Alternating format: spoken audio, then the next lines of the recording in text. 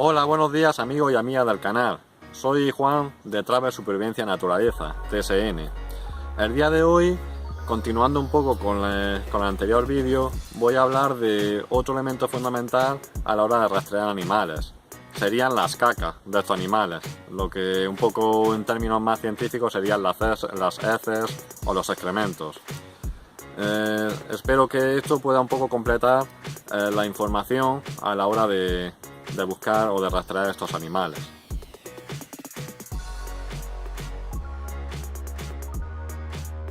La mayoría de los mustélidos, salvo el tejón, sus excrementos se caracterizan por tener una forma alargada y generalmente terminando en una punta un poco roma y un poco puntiaguda. No despiden un olor fuerte y lo suelen depositar en zonas elevadas, un poco para marcar territorio. Su tamaño suele ser entre 5 o 10 centímetros, suelen ser pequeños. Aunque si bien estos animales son carnívoros, como el resto de los mustélidos también pueden alimentarse de frutos y demás cosas, por lo que a veces podemos encontrar restos de huesos o de frutos.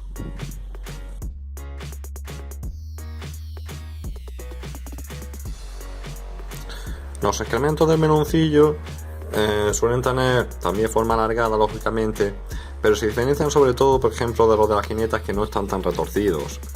Suele colocarlos en lugares, no en letrinas, en lugares dispersos, pero cuando llega la hora de celo sí suele utilizar letrinas, pero son letrinas en las que utiliza un excremento, poca cantidad de excrementos y muy dispersos.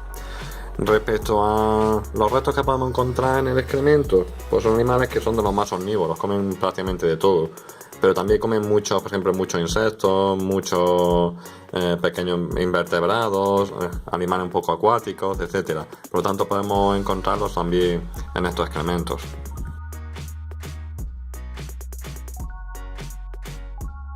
Los excrementos de la nutria, como en principio sería de suponer, presentan restos de pescado, porque son animales acuáticos.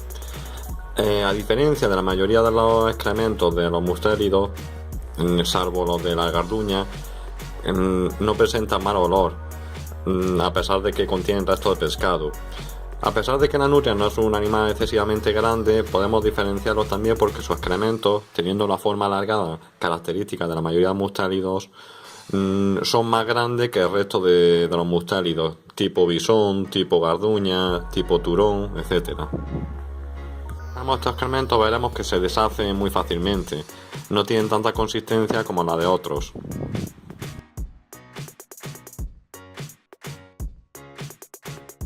Los excrementos del turón pues prácticamente son similares a los de la garduña, pero se diferencian de estas, que son un poco más pequeños y despiertan peor olor a los de la garduña.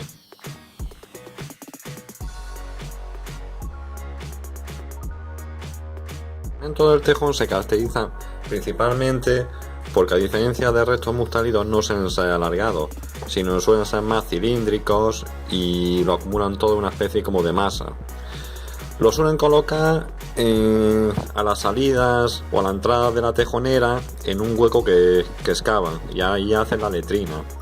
Además, podemos encontrar también en la mayoría de ocasiones esos excrementos como unos escarabajos pequeños en esa, digamos, masa de excremento.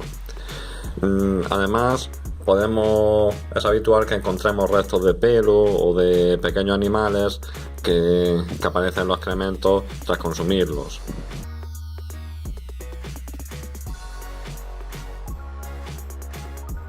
Las jinetas se caracterizan por tener forma alargada como la mayoría de los mustélidos, pero se diferencian en que tienen una forma más retorcida que los otros. Además, ellos lo suelen poner en letrinas que suelen estar en zonas elevadas, como en una piedra o encima de un montículo de tierra, para marcar territorio. Estas letrinas suelen ser bastante grandes, se suelen ir acumulando bastante cantidad de excrementos. Suelen despedir también un olor un poco fuerte y tiene una dimensión de unos 10 centímetros.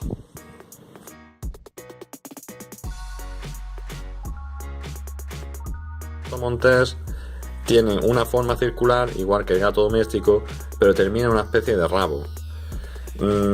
Ellos suelen depositarlo en letrinas o cagarruteros, y como todos los gatos tienden a taparlos con tierra.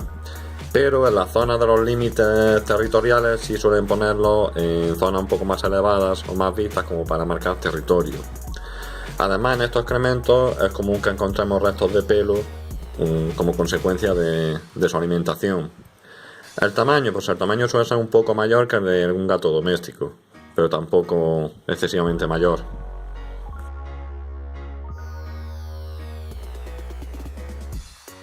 Los linces se caracterizan, lógicamente, además de tener mayor tamaño que el del gato montés, porque cuando están secos tienen un aspecto como de color ceniza, mientras que cuando están frescos tienen como un aspecto color ocre. No suelen utilizar cagarruteros como los gatos monteses, sino que muchas veces suelen, depositarlos en zonas de caminos, de cruces, en zonas un poco a la vista. Es decir, no suelen esconder sus excrementos ni taparlos con tierra como el resto de los gatos. Obviamente podemos encontrar restos principalmente de conejos, de perdices, que son la base de su alimentación.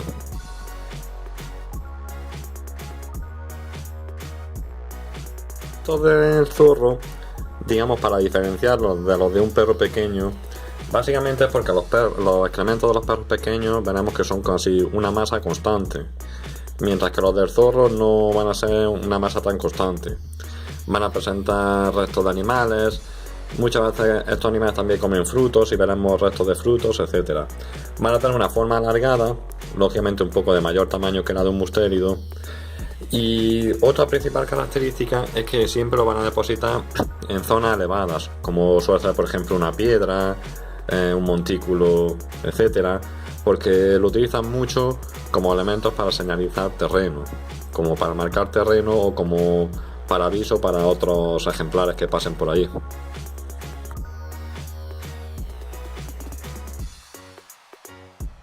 Los restos de lobo principalmente los podemos diferenciar de los de un perro grande, sobre todo en los restos de animales que vamos a encontrar.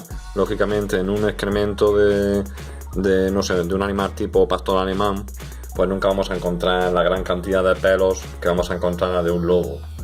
Por tamaño, grosor, etcétera, pues os digo que es prácticamente similar a la de un perro grande.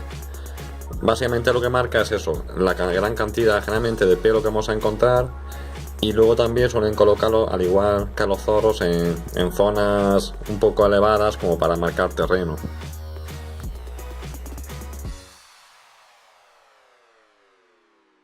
Y se caracterizan porque son una serie de glóbulos más o menos cohesionados. No son las típicas bolitas de animales tipo cabras montesas o ciervos, y tampoco son el excremento del tejón, porque tienen mayor tamaño y son una forma más voluminosa. No tiene un lugar específico donde colocarlos, uno se los puede encontrar en cualquier parte.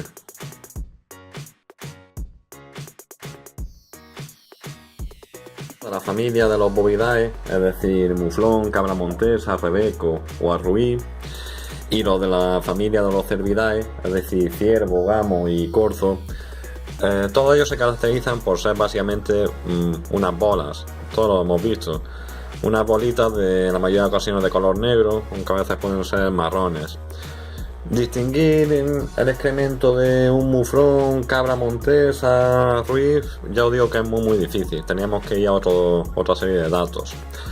Sí podemos distinguir un poco el excremento, por ejemplo, de un ciervo de los animales tipo cabras montesas, porque los ciervos se caracterizan por tener, lógicamente, un tamaño de bolas mayor que el de los otros animales, y aparte estas bolitas terminan con una especie de punta o de rabito.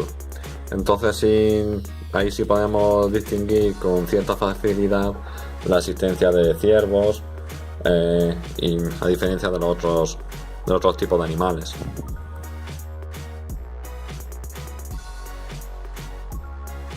Estos de conejos se caracterizan por tener una forma totalmente circular, teniendo un tamaño un poco mayor al de la ardilla o al de las ratas, Estas sí se colocan en letrinas. Estas letrinas que suelen o que pueden alcanzar tamaños considerables suelen ser colocadas cerca de las madrigueras en pequeños hoyos excavados, y ahí poco a poco se van acumulando todas estas bolitas.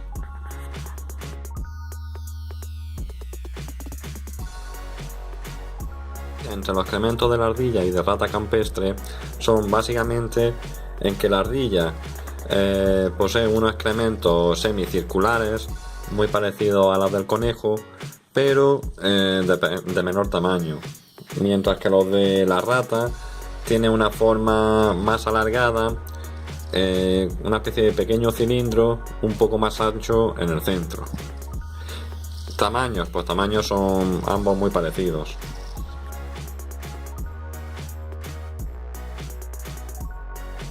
Muy fácil de identificar, simplemente por el tamaño. Ningún carnívoro o omnívoro podría hacer un excremento tan grande. La diferencia con las vacas, básicamente porque las vacas, las moñigas de vacas, todos lo hemos visto, como son planas, más o menos planas o irregulares, pero no presentan restos de más alimentación que lo que es la propia hierba o la vegetación.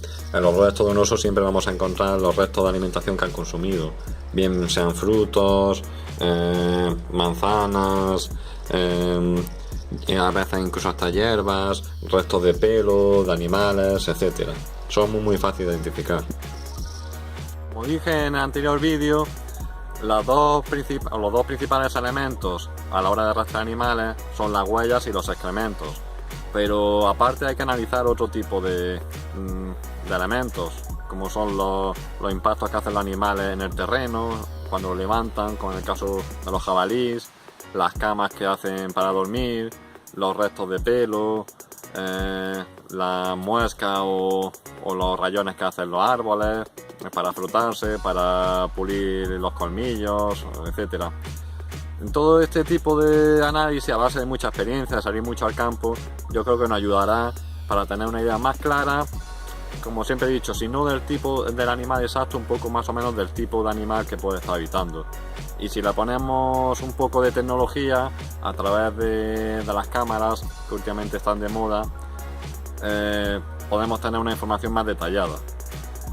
Sin más, me despido y espero que os haya gustado y nos vemos en la próxima. Disfrutad de la naturaleza.